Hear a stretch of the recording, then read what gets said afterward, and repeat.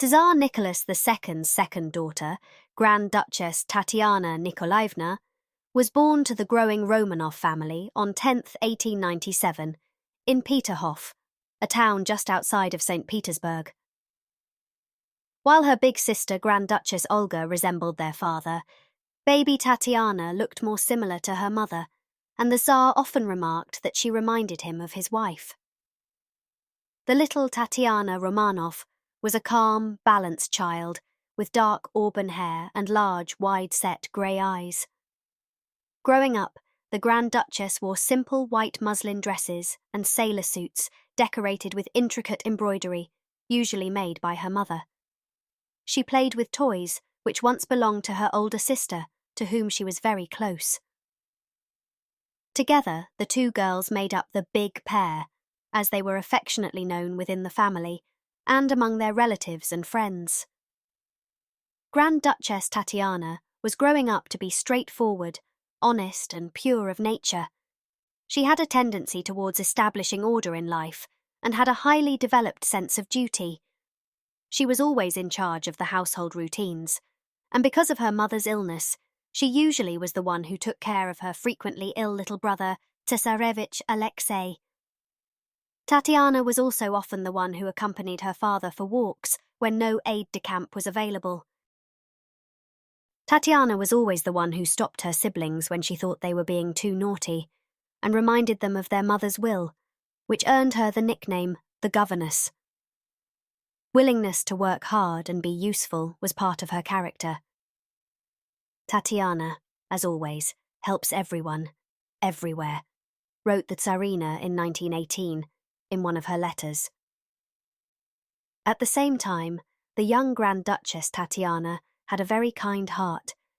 She was often seen surrounded by small children who she loved to play with and treat with candy.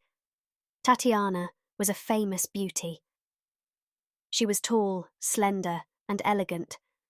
Many viewed her as the most beautiful of the four Grand Duchesses and the one who resembled their mother most. Her mother's lady-in-waiting Baroness Sophie Buxhoveden reflected that Tatiana was, to my mind, prettier than her sisters. She was taller than her mother, but so thin and so well built that her height was not a hindrance to her attractiveness. She had beautiful, regular features and resembled some of the famous beauties among her royal relatives, whose family portraits decorated the walls of the palace. She had dark hair, a rather pale complexion, and wide-apart eyes that gave her a poetic, faraway look. Tatiana was very close to her elder sister, Olga. The two sisters were totally opposite in personalities, but they were said to be more like best friends than sisters and were passionately devoted to one another. They also shared a room and became known as the Big Pair. As a student, while not as smart as Olga, Tatiana was clever but dutiful and got all her work done, doing well in her studies. She, like her sisters, learnt French, Russian, English, history and art. They also took dancing classes and religion classes. Her tutor, Pierre Gilliard, said of Tatiana, "Tatiana was rather reserved, essentially well-balanced, and had a will of her own.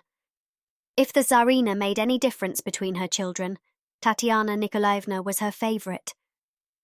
It was not that her sisters loved their mother any less, but Tatiana knew how to surround her with unwearying attentions." Tatiana was interested in fashion. According to Sophie, Tatiana Nikolaevna loved to dress. Any frock, no matter how old, looked well on her.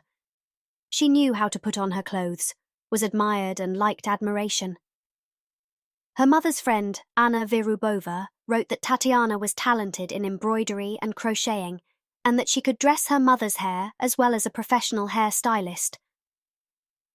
When the First World War broke out in 1914, Tatiana Romanov was just 17 years old. Along with her elder sister and mother, Tatiana got certified as a military surgical nurse, the Sister of Mercy. Anne Virubova, who worked as a nurse alongside of the Imperial Sisters of Mercy, also remembered that all the doctors who saw the Grand Duchess Tatiana at her work said that she was born to be a nurse, that she gently and fearlessly touches the most serious wounds, that all of her dressings are done by a confident and skillful hand. The Russian gossip circuits and diplomatic circles buzzed over the plain, almost homespun manner in which the four Grand Duchesses dressed, their casual demeanour among the few outsiders they spent time with, notably the sailors and officers on the royal yacht, and the infrequency of the girls' public appearances.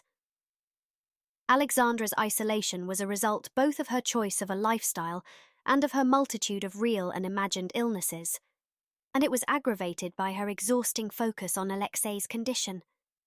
Her tendency to keep her children close by deprived them of a full social life, to the extent that the ostensibly future emperor of all the Russias would frequently shrink from strangers who visited the family's home.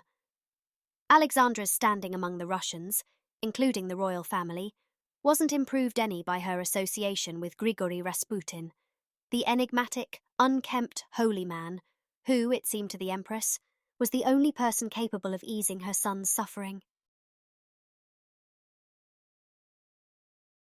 Like her sister, Olga, Tatiana also fell in love with a soldier during their time as nurses. Her romance with Dmitry Malama, an officer in the Imperial Russian cavalry, would prove to be more serious. In September 1914, Dmitry gave Tatiana a French bulldog, which she named Ortipo. Tatiana took it with her to Yekaterinburg, where it died with the rest of the family. 18 months after he gave Ortipo to Tatiana, Dmitry paid the imperial family a visit. On 17th of March 1916, the Tsarina wrote to Nicholas that, "My little Malama came for an hour yesterday evening. Looks flourishing, more of a man now, an adorable boy still. I must say a perfect son-in-law he would have been. Why are foreign princes not as nice?" In August 1919, Malama was killed while commanding a unit of the White Russians fighting the civil war against the Bolsheviks in Ukraine. In captivity at Ekaterinburg, after her father's abdication, Tatiana occasionally joined her younger sisters in chatting with some of the guards over tea, asking them questions about their families, and talking about her hopes for a new life in England when they were released. Along with her entire family, as well as several loyal servants, Tatiana was shot and bayoneted by the Bolshevik Guards on the night of July 16th to 17th, 1918, in the cellar of the House of Special Purpose in Ekaterinburg. Tatiana Romanov was only 21 years old at the time of her murder.